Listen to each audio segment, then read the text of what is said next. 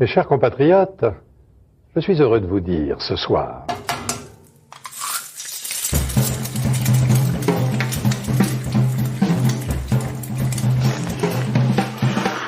bienvenue dans À Poil, le podcast qui met à nu les chefs.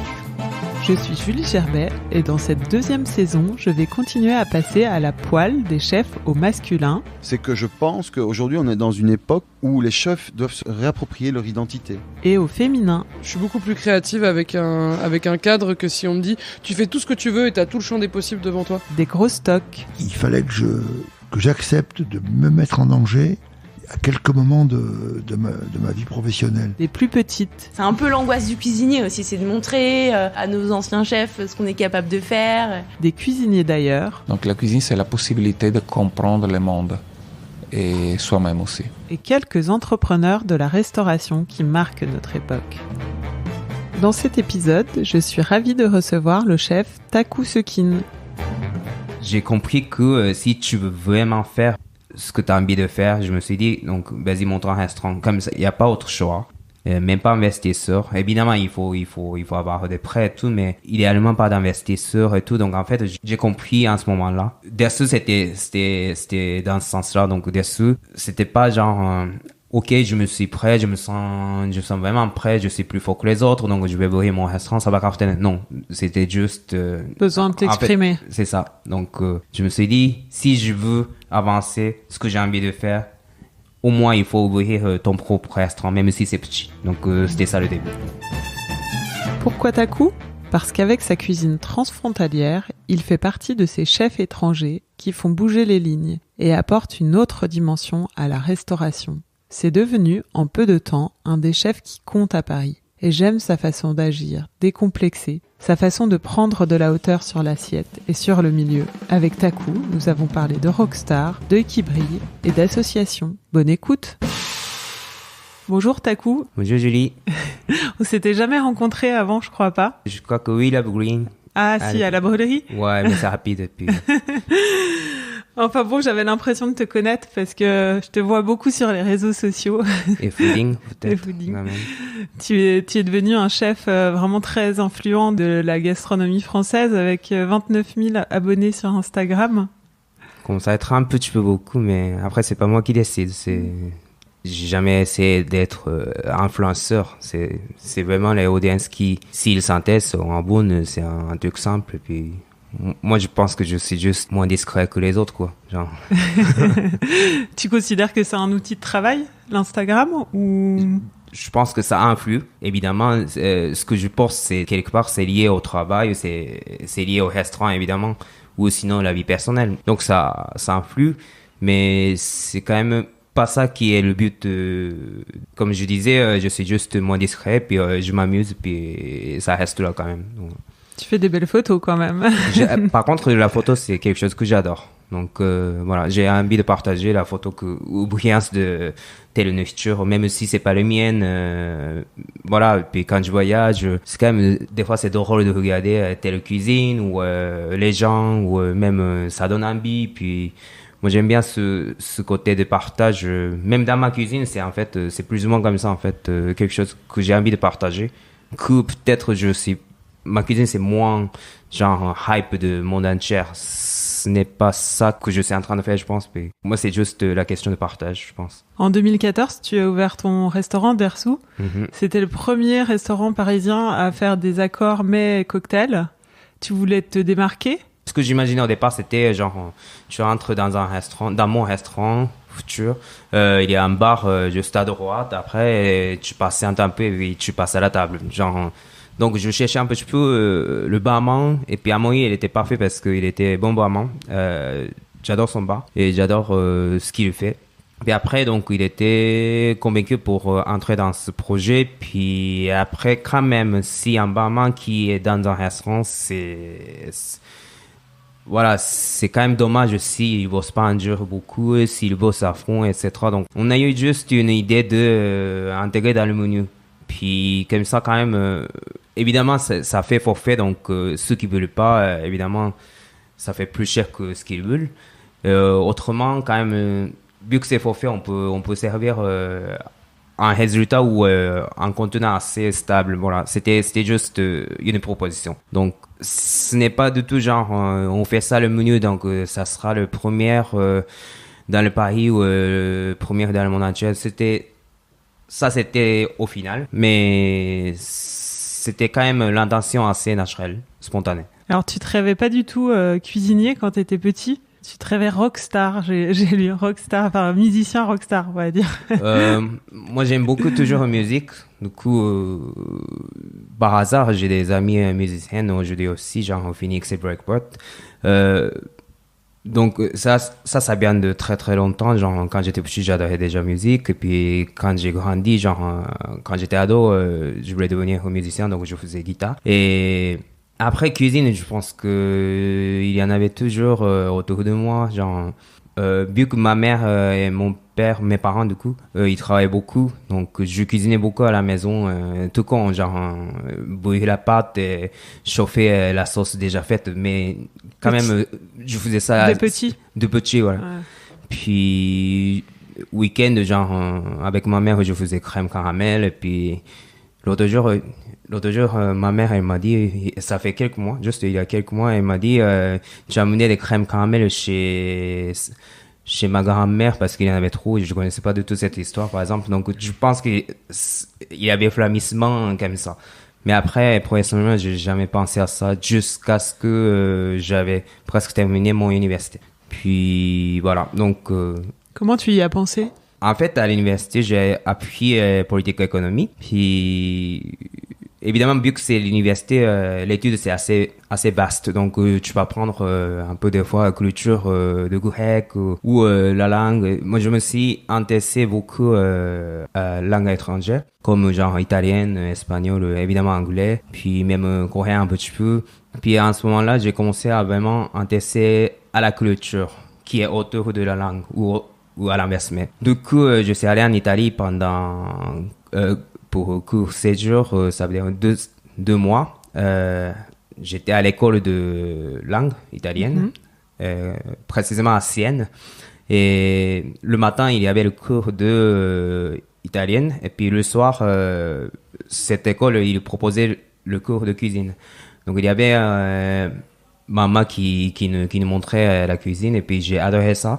Puis je pense que petite flammiste que j'avais depuis petit qui était vraiment allumée, voilà. Ouais. ça a bouilli quoi, genre. Et t'avais quel âge? Là, j'avais déjà 21 ans, je crois. Et là, t'es rentré au Japon et t'as dit à tes parents, j'arrête tout, je me mets à la cuisine. En fait, c'était la fin de 3e année de l'université.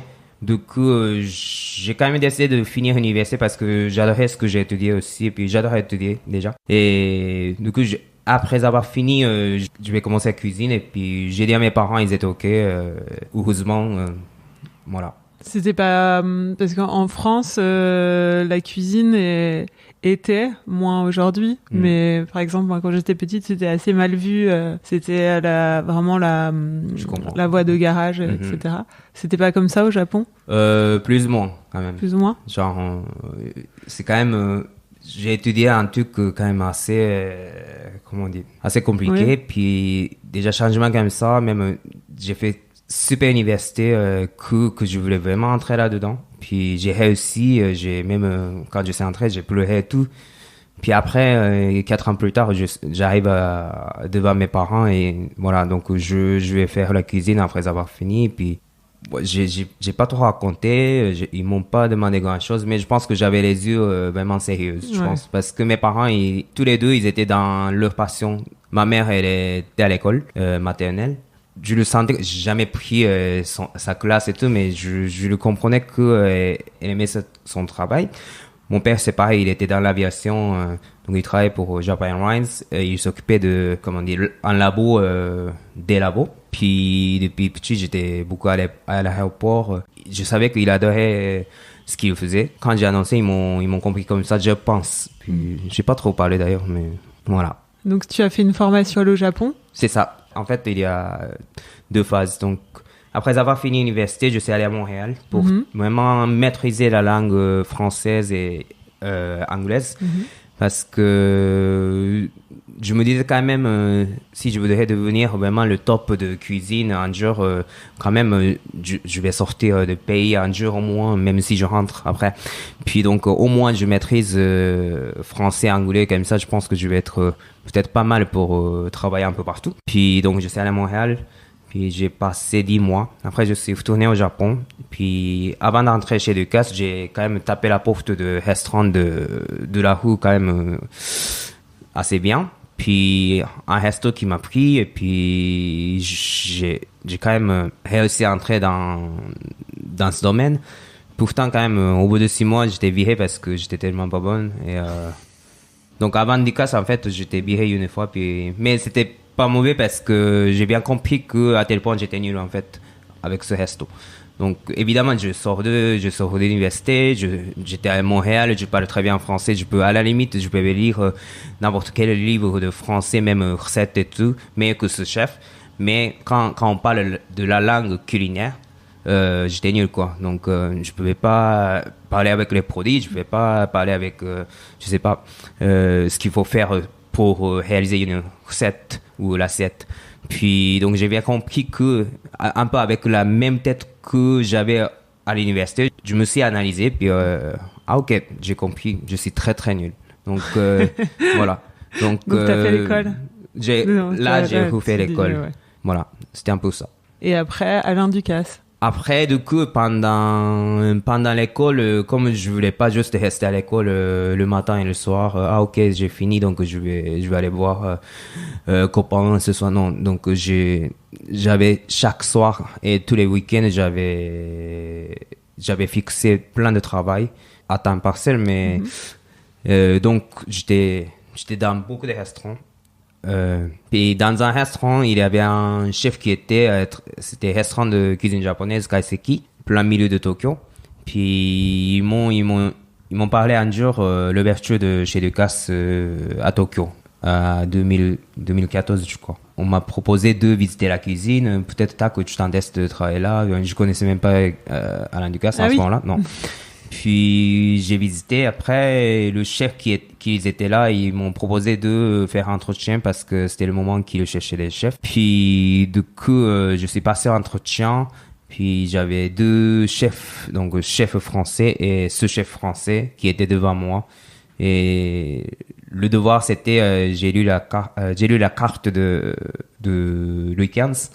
Puis, donc, j'ai lu en français, puis après, j'ai expliqué ce menu comme si j'explique à ma grand-mère japonaise, donc en français d'ailleurs. Puis donc ils étaient assez impressionnés par la langue que je parlais en ce moment-là. Je parlais toujours pas assez bien, mais ce que j'ai expliqué, par exemple, notions sur la cuisine, même par exemple tapenade ou cours bouillon et homard bouffeton, je connaissais ce que ça veut dire. Donc je pouvais expliquer. Pourtant, au quotidien et au niveau de pratique, j'étais tellement toujours nul, quoi. Mais en tout cas, ils m'ont pris, ok, on va te donner la chance, vas-y débrouille-toi. Et puis en tout cas comme ça je sais entrer, je pense que je m'appelle pas exact, mais genre un 25e mec sur 25 quoi. Genre, voilà. Donc j'ai tellement commencé par 0 et puis pourtant de toute façon si j'avais rien fait, je sais pas faire grand chose. C'est en fait cuisine, même n'importe quoi je pense, mais de toute façon il y a pas de saute.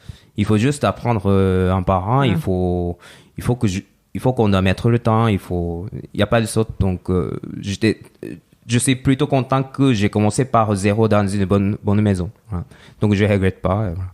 Et tu te souviens ce que tu t'étais dit quand tu as commencé? Est-ce que tu te rêvais chef un jour? Tu rêvais d'avoir ton restaurant ou... Déjà, je pense qu'en fait, quand on commence d'être chef, c'est tellement loin quand même. Donc, je me disais, à la limite, genre, j'étais même pas sûr si j'avais fait bon choix. À l'âge de 35 ans, est-ce que je peux vivre avec la cuisine, quoi, déjà? Est-ce que je peux gagner pour vivre, devenir chef, voyager après partout, faire consulting, c'est beaucoup plus tard, puis j'avais jamais imaginé ça, évidemment, quand on commence. Et est-ce qu'il y avait des chefs que tu admirais? Parce que tu dis que tu connaissais pas Alain Ducasse, est-ce que qui c'est qui te faisait vibrer? En fait, oui, j'en avais 2. Vu que j'étais à Montréal, puis vu que je savais que je voulais devenir chef, donc je tapais un peu bouquins anglaise pour apprendre justement pour le monde de cuisine et tout. Donc, j'ai lu le livre de Daniel Brühl de New York. Puis, à ce moment-là, j'ai admiré Alice Waters aussi. Puis, du coup, en fait, c'est deux qui étaient un peu les seuls que je connaissais. Mais en même temps, c'est les deux qui étaient genre, pour moi, c'est idole. Puis, après, genre, 8 ans plus tard, j'ai rencontré Daniel Brühl à Los Angeles dans un événement où j'étais invité. Et Daniel Brühl, c'était la veille. Puis, le lendemain, c'était la soirée de mienne. Donc, en fait, on est allé au Koreatown ensemble et tout, donc c'était cool. En fait, comme je savais, j'ai amené un bouquin que j'ai acheté à Montréal pour qu'il le signe. Puis, il a regardé, putain, t'as la première édition. C'est hallucinant parce que c'était 2013, justement, où j'étais... 2003. 2003, pardon. 2003, quand j'étais à Montréal. Donc, j'ai bien expliqué. Et après, Alice Waters, c'est pareil, c'était un peu compliqué. Ils m'ont répondu quand même. C'était à l'époque de demander envoyer ton CV par la poste. Oui. Ils m'ont appelé quand même sur mon portable. C'était 5 heures du matin. Donc, ils m'ont appelé, ils m'ont proposé de venir en Californie pour faire un interview en tant que stagiaire. Puis, j'ai pas assez d'argent. Donc, non. Genre, là, j'ai pris le restaurant de Tokyo. Voilà. Et à quel moment t'es venu à Paris? J'ai passé 3 ans et demi chez Alain Ducasse, qui s'appelle Beige Alain Ducasse Tokyo. Et j'ai passé pendant 3 ans et demi. À la fin, je voulais quand même bouger, à l'étranger surtout. Et donc, j'ai commencé à parler avec mon chef et tout. Et donc, ils m'ont proposé un poste au Plaza Athénée à Paris. Donc, c'était ça. Et ça te faisait rêver, Paris? Ça représentait quelque chose? Oui, mais je rêvais d'ailleurs aussi. Donc, comme New York ou Los Angeles, je rêvais un peu... Il n'y avait pas trop de discrimination par rapport à ça. Donc, Paris, c'était plus naturel, c'est arrivé comme ça. C'est le hasard qui t'a amené ici. Un peu ça, ouais. Et qui t'a retenu après, parce que t'es passé chez Hélène Darroze. T'as fait quand même un petit tour du monde des restaurants. Donc, au bout d'un an chez Ducasse, quand même, je voulais pas quitter Paris en ce moment-là. J'ai adoré marcher, genre, surtout... Thiébaut, tout ça, j'ai adoré. Genre, au week-end, j'ai acheté les légumes, je m'éclatais. C'est quoi, carottes qui sont pas oranges, quoi, genre.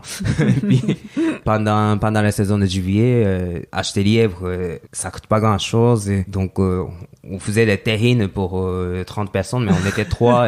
Tu vois, au moins d'une tranche, j'étais déjà plein, mais c'était un peu ça l'activité de week-end.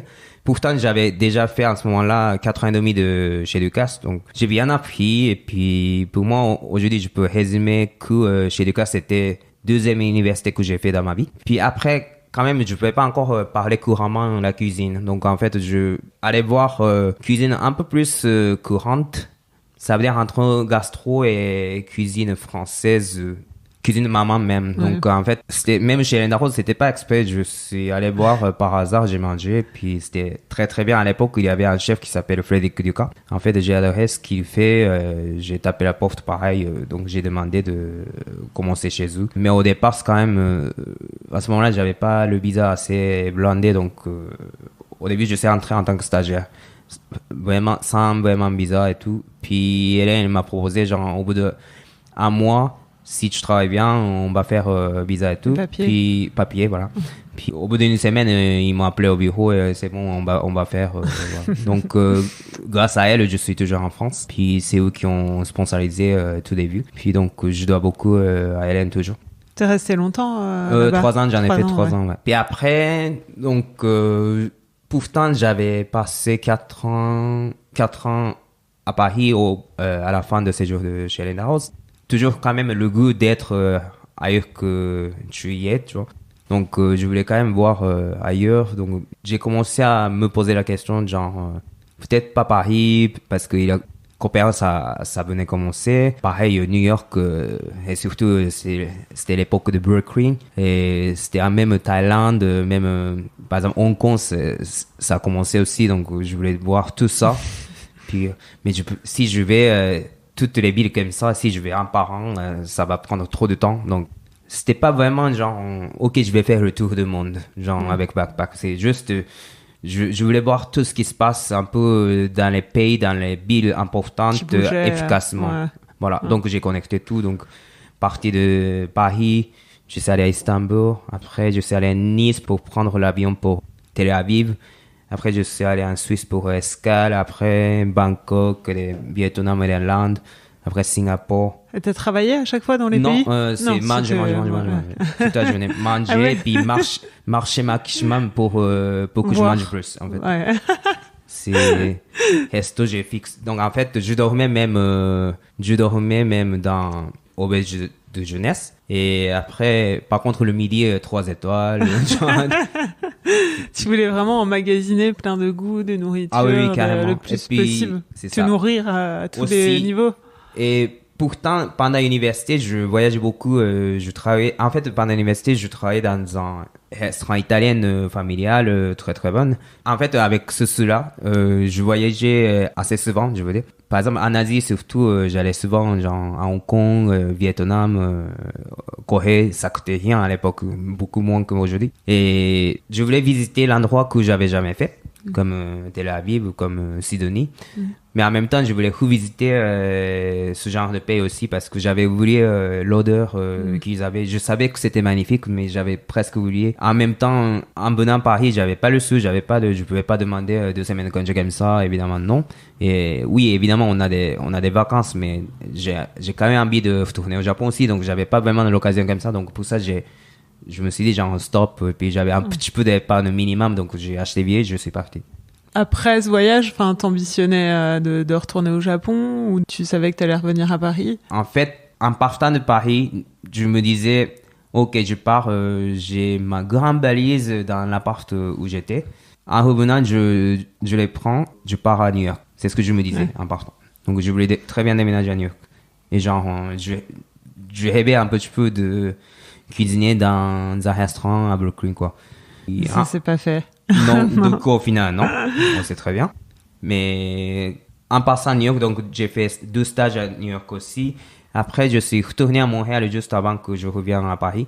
Puis j'ai vu mon ex à Montréal aussi. Puis elle m'a dit peut-être c'est pas con que tu continues un petit peu ce que tu fais en tant que chef à Paris. Après, pourquoi pas tu reviens à New York. C'est quand même dommage que tu fais pas le job de chef etc.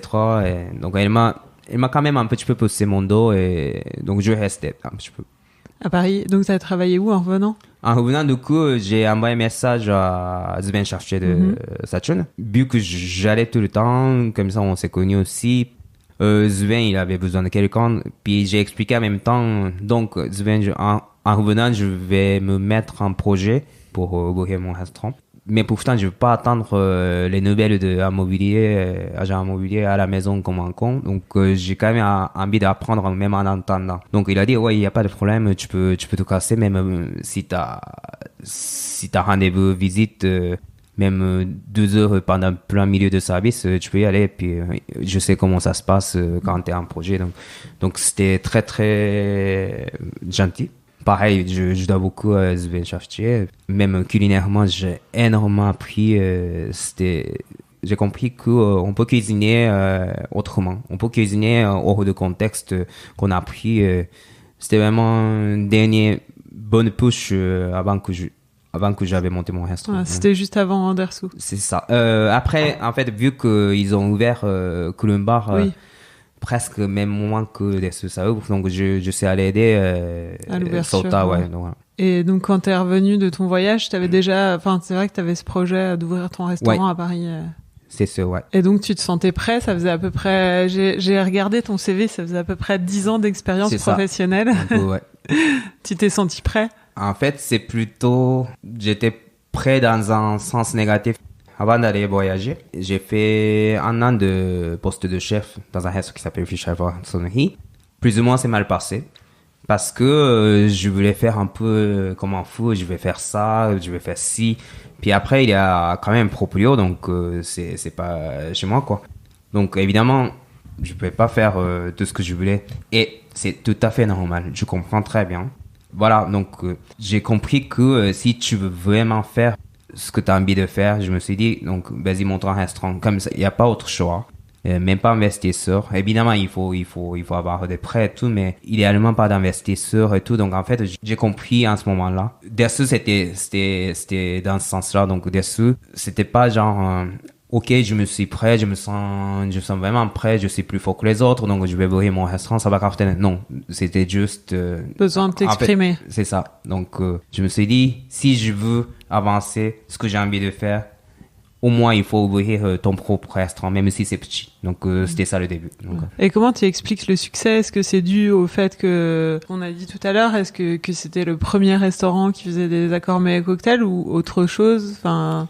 Je pense que j'ai jamais été client, mais je pense qu'on peut aimer cette expérience ou autrement, je pense qu'on peut aimer tout simplement bonne cuisine, bonne boisson. Voilà. Je pense qu'en fait, on fait vraiment les choses assez authentiques. Donc, en fait, ce qu'on dit avec Amaury toujours, c'est au moins on sert les bonnes choses. Après, si ça marche ensemble ou pas, c'est deuxième étape, en fait. Est-ce que c'est difficile d'être étranger quand on veut ouvrir un restaurant? Au niveau de l'administration, au niveau des prêts bancaires, est-ce que ça t'a... On peut dire oui, je pense. posé des difficultés? Parce que déjà, l'histoire de papier, Ouais. par exemple, Hachitanaka, il a acheté, je pense qu'on peut dire ça, mais il a acheté son fonds de commerce avant d'avoir ses papiers. Imagine, s'il peut pas avoir les papiers, comment tu cuisines chez toi? Et donc, il y a ce genre d'histoire. Puis, comme je vous ai dit tout à l'heure, j'avais pas papier avec lesquels je peux devenir président de la société. Mais après, c'est pas grave, j'avais des bons papiers pour être salarié. Mais quand même, même si j'avais investi sous, même si j'avais des prêts, c'est quand même un peu risqué d'être dans une situation comme ça. C'est quand même mieux, si c'est chez moi, je pense que c'est mieux que je suis propriétaire de la société ou le lieu. Donc, par exemple, je pense que si vous êtes français, vous pouvez jamais poser la question comme ça parce que ça sert à rien. Et c'est un truc automatique, quoi. Donc, on se pose ce genre de questions. Mais après, ça, c'est pas très, très grave. Ça se fait avec le temps. Voilà. Donc, ça se fait. Puis, de toute façon, monter un restaurant, c'est beaucoup plus que ça. Ouais, c'est pas un point bloquant. Voilà, il faut avoir des courages pour plus de choses. Donc, par exemple, l'histoire de papier, oui, c'est assez conséquent, mais il y a plein de choses à attraper avant ça.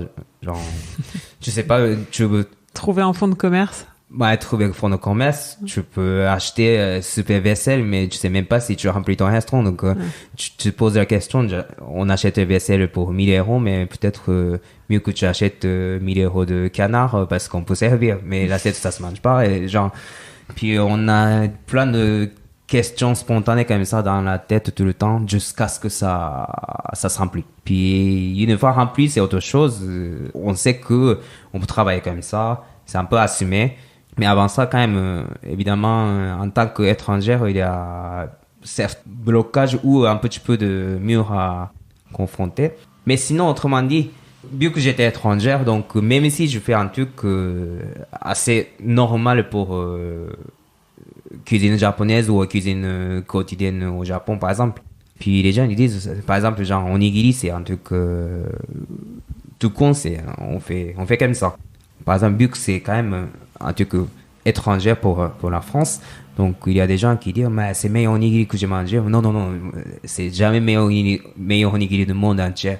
Mais il y a des gens qui apprécient ces choses. Donc je pense que en fait, être étrangère, évidemment, on peut dire que on peut avoir la situation plus difficile que les autres, mais quand même, on peut avoir tellement d'avantages aussi. Donc, c'est juste la condition donnée, en fait. Donc, voilà. Alors, j'ai une petite tradition dans ce podcast, c'est que je fais une interview dans l'interview. C'est très facile. Et pour répondre un peu du tac au tac. Ton âge? 37. Ton signe astrologique? Sagittaire. Ton plat signature? On me dit c'est Boyu Taipei style. Avec les grosses nouilles. C'est ça, ouais. Ton plat préféré? Amen, je pense. Le chef que tu admires le plus aujourd'hui? Joet Yu de Holy Fuck à Hong Kong. Ton ingrédient préféré? Huître. Ton ingrédient détesté? Ananas. L'ustensile que tu préfères? Couteau, on peut dire pas. Oui. Ton dernier meilleur repas? Sushi Kimura à Tokyo, qui font matcher les poissons et tout, c'était magnifique. Le resto que tu aurais aimé ouvrir? En face de la mer.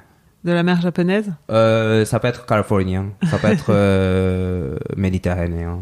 à côté de la mer. La mer. Le meilleur compliment qu'on t'ait fait? C'est par Christian de Phoenix. Ils m'ont dit, ta cuisine, c'est inexplicable, comment on dit? Compréhensible. Ouais. C'est comme, je sais que c'est très bon, mais on peut jamais genre encadrer ta cuisine. Et puis j'étais super content parce que leur musique c'est exactement comme ça. Puis en fait je me suis dit ces gens-là qui qui s'échangent comme ça, et puis c'était drôle quand même. Et donc la pire critique? Plein. Je pense que même s'ils parlent pas, on comprend souvent. Genre, les eux qui disent genre moi j'ai pas aimé ta cuisine, ils partent comme ça sans dire au revoir et tout. Ça peut arriver. Peut-être il est content, mais je pense pas, parce que les gens ils réagissent pas comme ça. Donc là c'est même sans parler, ça me pique quand même. Ça peut arriver parce que la cuisine ou n'importe quelle culture, des fois c'est question de matching.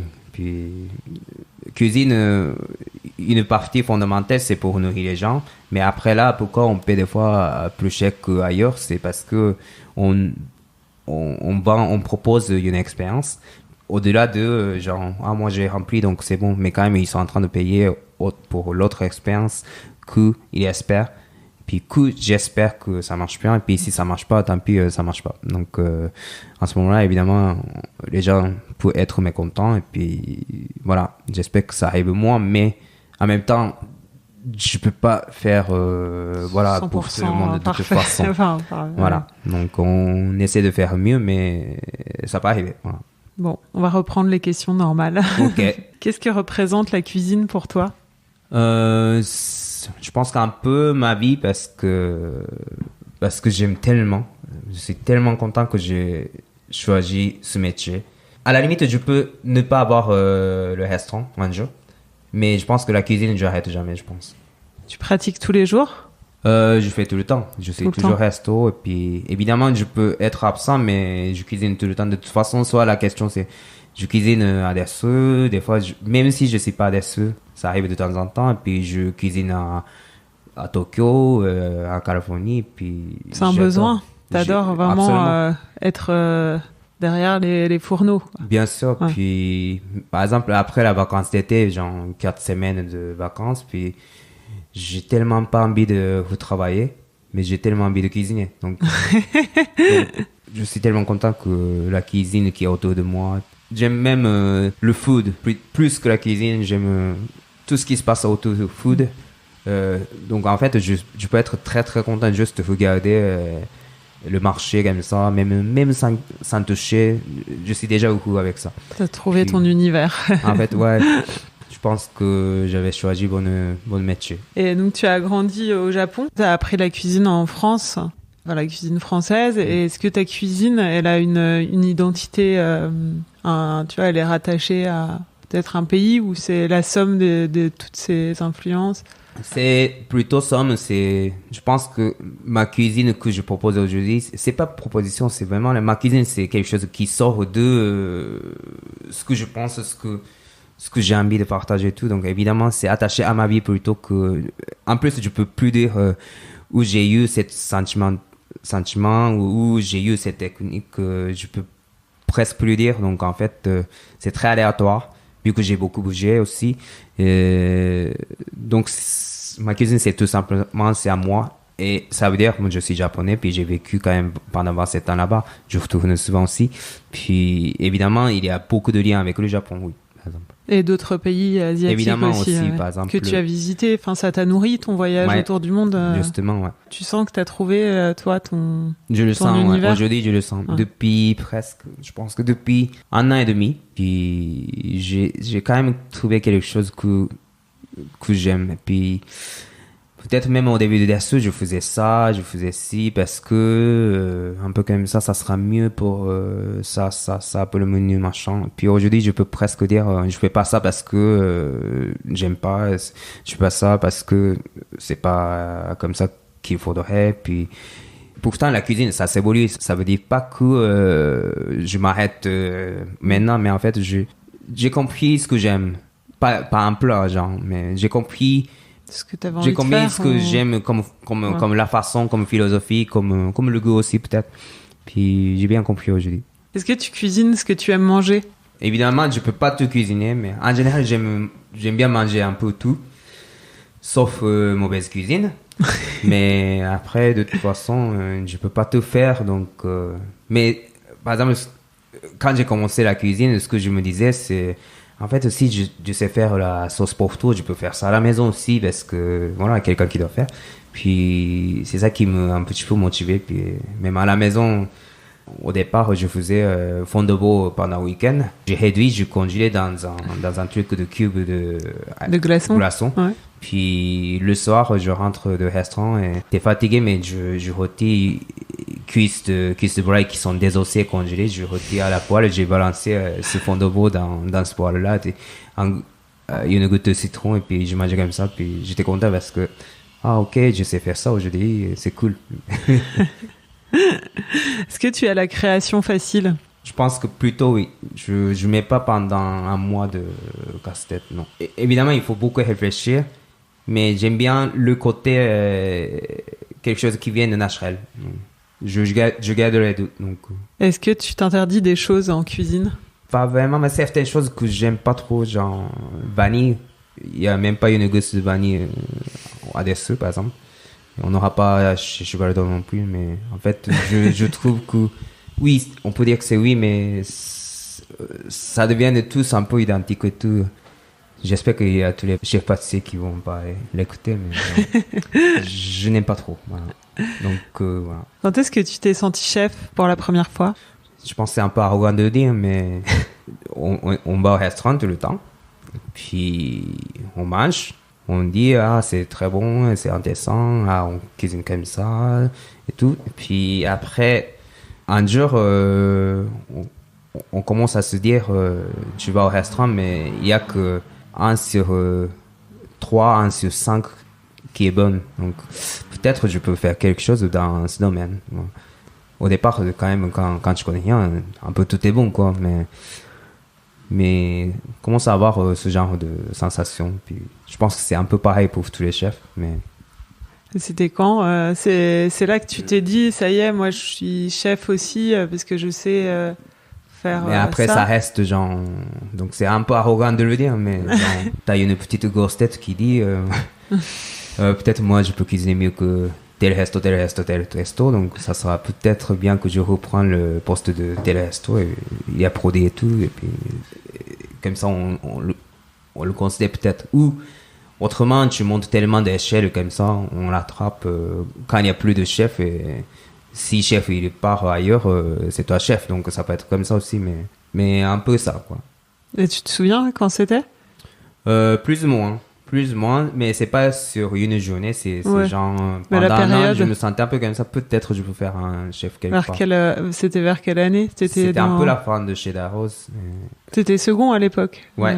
Chez Darroze, j'ai fini par seconde. Pourtant, si tu regardes à l'étranger, il y avait déjà Noma et René, tout ça, puis tu te sens vraiment minuscule par rapport à où, même devant Pierre Gagné et tout, t'es évidemment encore nul. Mais genre, on comprend que on s'évolue, quoi, un petit peu quand même, au bout d'un moment. Quel genre de chef es-tu dans ta cuisine? Je pense que je suis un chef qui manage beaucoup. Donc ça peut être sérieux, mais je gueule presque pas. Surtout aujourd'hui, genre depuis 2-3 ans, j'ai super équipe. Et donc plutôt la question c'est vraiment manager. Même si on change le menu tous les jours, on peut manager très bien. Puis parce qu'en fait, dès que t'es pas tout seul, dès que je suis plus tout seul, en fait, surtout quand on travaille 3, 4, 5, en fait, au lieu que je me pousse comme ça, ok, donc j'ai fait beaucoup de choses, donc le restaurant, on a eu un meilleur résultat dans le menu. C'est plutôt, il faut vraiment penser à ce qu'ils peuvent aujourd'hui, ce qu'ils peuvent faire à la fin de la journée, et si on manage bien, on peut avoir un meilleur résultat dans totalité. Puis je casse beaucoup la tête là-dessus, et je pense que c'est très important, et puis c'est quelque chose que j'ai appris chez Lucas, et puis le restaurant c'est très très bien fait pour ça, et j'ai bien appris ça quand même. Est-ce que tu te sens cuisinier, chef, restaurateur? Cuisinier, absolument. Parce que j'aime beaucoup cuisiner. Après, évidemment, il y a des travaux qu'il faut faire, il y a des papiers à faire, etc. mais je me sens un cuisinier, surtout pas vraiment un restaurateur. Oui, je pense que je me catégorise un petit peu restaurateur, surtout quand on commence à avoir plaisir. Mais pour ça, je prends toujours un associé qui est assez dans ce domaine, genre Amoguio et Florent Chicoli, ils sont forts sur les choses administratives, puis moi je suis toujours nul. Puis je comprends, mais je veux être un peu plus artiste dans la journée, genre au lieu de compter facture, je préfère faire une sauce en plus, je préfère comme ça. Donc j'essaie de m'organiser, d'être cuisinier. Mais il y a des jours où il faut que je fasse des choses comme ça. Puis ça peut arriver. Tu évoquais le Oui. Cheval d'Or qui va pas tarder à ouvrir. Peut-être que quand l'épisode va sortir, ce sera déjà ouvert, mais non, peut-être pas. C'est quoi, Non, fin ça novembre sera, ouais, au plus tôt. Ouais. au plus tôt? Donc, peut-être Début janvier. Avant Noël, on espère. Genre, il a traduit comme ça. Ouais. Alors, qu'est-ce que ça va être? Ça va être la cuisine. Franchement, j'ai pas encore la tête parce que c'est toujours sur le jeu même et tout. Mais surtout, je veux bien proposer le style parisien. Donc, en fait, on mange tous ensemble et puis donc ça va être un peu festif. Du coup, c'est beaucoup à la carte. Plus simple que Dersu ou... Je pense Non. que le côté cuisine, je sais pas trop dire parce Ouais. que même si j'ai envie de faire ramen, je complique souvent. Donc un bol de ramen, mais des fois c'est plus compliqué qu'un plat, genre des sous. Donc simple, ça veut rien dire, mais au moins je veux bien un style parisien, un style plus simple, façon de manger, ou un restaurant plus populaire, je veux dire, quand t'as envie d'aller à Cheval d'Or sur un coup de tête, on a l'accès. Puis Il y a la je place, viens, voilà, tu peux il y y a aller, la place enfin, un peu plus grand ouais. déjà. Et pour y aller, par exemple, je viens fortement garder une partie sans réservation. Mais alors que j'ai pas toujours envie d'aller au resto de sans réservation quand t'es fatigué dimanche soir. Voilà, j'aime pas ça non plus. Donc je veux bien garder les deux côtés. Et en même temps, même façon de manger. Quand t'as pas faim, mais des fois quand t'es sur le 19h dimanche, t'as faim, mais t'as pas trop envie de manger, mais t'as envie de manger bonnes choses dans un bon restaurant. Donc ça peut être ça, je l'adore. Ou alors que dimanche soir, par exemple, je parle beaucoup dimanche soir parce que je sors beaucoup C'est dimanche le soir. soir où tu sors au restaurant. Donc avec les amis, on va péter des bouteilles avec bonne nourriture et tout. Donc tu peux commander plein de choses, on serait prêt pour ça aussi. Donc je pense que ça sert à rien que je parle de ticket moyen de ce restaurant. Ouais. C'est vraiment, je veux bien proposer des diversités en termes de manière de y être, manière de manger. Tu peux être Assez ouvert. c'est ça, assez ouvert pour Ouais. tout. Et puis pour ça, on a fait beaucoup d'attention pour ce projet de ne pas trop dépenser de départ, même l'histoire de commerce, l'histoire de loyer, l'histoire de travaux et tout. Comme ça, en fait, on est moins stressé au niveau de chiffre d'affaires Ouais. qu'il faut vraiment attendre, sinon ça va couler et tout. Donc, Resto, c'est déjà avant de penser la recette, en fait, Resto, c'est déjà fait pour ça. Donc, les gens, ils peuvent venir pour vraiment un plat comme ça ou plus de plats comme ça. Et surtout, genre, quand les gens ils arrivent, devant les clients, il y a déjà une petite assiette et des serviettes et des baguettes. Puis c'est déjà là. Puis là, ça arrive juste au milieu de table au fur et à mesure. Puis c'est ça le style de ces restos. Puis après, dans cette assiette, peut-être tu peux avoir homard boufton, ou alors que tu peux juste avoir légumes de la liberté en sauté. Donc voilà, c'est ça ce que j'ai envie de faire. Puis ça peut être très varié. Beaucoup de nouilles. Nouilles, voilà. Nouilles aussi, mais beaucoup de riz, beaucoup de Ouais. vapeur. Voilà. Ok. Est-ce que tu as besoin d'être dans un bon mood pour cuisiner? Oui, surtout j'ai besoin de dormir. Ah oui. Même si je sors, j'ai quand même besoin de dormir au moins 6 heures par jour, quand même. Sinon, tu sens que t'es pas Non. aussi bon. Dormir, c'est très important pour moi. Je ne veux pas cuisiner quand je suis un peu fatigué, entre guillemets. On peut professionnellement, mais je sais que t'es pas au top, donc en fait, je préfère pas. Est-ce que tu as perçu la cuisine dans ta formation comme un univers difficile? Est-ce que tu as eu affaire à des comportements un peu Évidemment, c'est déplacés? difficile, mais en même temps, pour ça, il y a toujours challenge. Évidemment, pour ça, je m'intéresse. Et pour ça, il y a tellement d'espace pour même pour un étranger qui vient de Japon comme ça. vu que c'est compliqué, je pense. Après, des fois, ça peut être juste simple, mais même cette diversité qui nous tient toujours, qui ne laisse pas, voilà.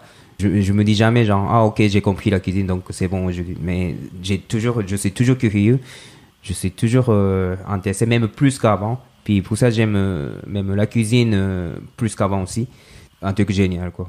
Tu es jeune papa depuis 1 an. Est-ce que c'est difficile de concilier vie de famille et restaurateur, et métier de J'adore restaurateur? ce sujet parce que Plein de choses à dire. ouais, mais petit bébé, c'est quand même quelque chose que j'avais jamais pensé, jamais imaginé. Puis c'est arrivé comme ça. Puis c'est tellement content. Et contrepartie, ça peut être très très difficile. Surtout au départ, j'avais pas eu bonheurisme, j'ai pas saisi bonheurisme et tout. Donc j'étais un petit peu perdu aussi quelque part, mais il est toujours là. Puis aujourd'hui, je suis quand même content que je fasse des purées en week-end pour lui. Quand je cuisine bien pour lui, même purée, je me dis pas genre ah oui, carottes bouillies mixées. Des fois je mets un petit peu de beurre, des fois je mets pointe de sel, 2 grains de fleur de sel. Le petit il s'éclate, il arrête pas de genre voilà. Et puis avec lui, j'ai ressenti pourquoi je cuisine et pourquoi. En fait, c'est juste l'échange comme ça. Puis c'est très direct parce que il est devant moi, il est devant moi et il me regarde. Voilà, on est père et fils. Puis j'adore cette expérience. Et en même temps, quotidienne, évidemment, c'est compliqué parce que même si j'étais dehors jusqu'à 4 heures du matin et puis 8h30, il faut que on se réveille pour amener à la crèche. Voilà, on fait mise en place au restaurant. Après, je reviens genre 18h juste avant le service à la maison pour chercher à la crèche. Puis tu déjà t'arranges pour le voir. Enfin, t'as adapté ton emploi du temps aussi pour évidemment, ouais. pour profiter de lui. Mais quand même, évidemment, c'est difficile, mais je suis content que dans la journée, ce que je pense, c'est ah ok, bientôt 18h, je vais aller le voir. Tu vois. Donc c'est content, mais par contre, peut-être mon corps, il est en train de dire des fois. Je suis fatigué. C'est ça, il est en train de dire t'es fatigué, attention, oui, voilà. Donc c'est peut-être difficile, mais pas que, voilà. T'arrives quand même à ouvrir un autre restaurant. Déjà ça, donc, mais franchement. Et avoir des projets annexes. Franchement, le resto, je le considère comme un bébé, en fait. Donc, DSE, c'était mon premier bébé. Et donc, au départ, il fallait tout soigner, il fallait rester tout le temps, même quand il dort. Ça veut dire, même le week-end, j'allais dans la cuisine pour faire préparation pour le lendemain et tout. Mais aujourd'hui, il a commencé à marcher un petit peu tout seul. Donc, je garde ses mains, surtout je garde un main, mais je lâcherai jamais parce que c'est mon bébé aussi. Mais deuxième, c'était mon bébé physique, donc, mon bébé humain même. Donc ça fait qu'1 an qu'il est là et puis pour l'instant, voilà, il va bientôt commencer à marcher, mais encore 5-6 ans, on ne peut jamais être tranquille comme un restaurant d'ailleurs. Puis du coup, je suis en train de donner la naissance à un nouveau restaurant. Ça sera le 3e bébé. Qu'est-ce qui te fait courir aujourd'hui? Toujours ma passion. Parce que j'aime ça. Des fois, je me dis, si j'avais pas fait cuisine, peut-être mon cœur, des fois c'est stressé quand même. On est stressé. Je pense que j'aurais pas eu cette stress et tout, mais quand même, en fait, j'aime tellement ce qu'on a autour de cuisine, ce que je fais. Et quelque part, je suis tellement content. Donc, je pense que c'est juste passion qui me tire toujours devant. Puis même chez Baldor, peut-être on n'a pas besoin de le faire, mais en fait, j'ai envie de m'exprimer encore autrement que DSE. Puis je veux bien encore être lié avec Paris, la ville de Paris. Puis je pense qu'on m'a donné tellement de chance, on m'a donné une opportunité. Puis vous êtes super gentil. J'ai envie de faire. En fait, je dois beaucoup au monde, en fait. Puis je vois surtout ça aussi avec le bébé. Puis je dois beaucoup. J'ai bien appris, je suis content. J'étais dans un environnement assez correct. Puis je pense que je me suis tapé assez dedans. Mais je dis, c'est mon tour que voilà, je dois bouger les choses. Puis j'espère que ça va bouger en bon sens. Et j'ai envie de faire. Puis je pense que j'ai assez de couilles pour faire ça. Bon, c'est la fin. Et Okay. on commence à avoir une petite fin. Est-ce que tu as une recette à nous donner? Recette de la maison, hein. Recette de la pas maison? Darzo. D'accord. Moi, j'aime bien acheter bon œuf. Puis souvent, on fait omelette avec un petit peu de crème et tout.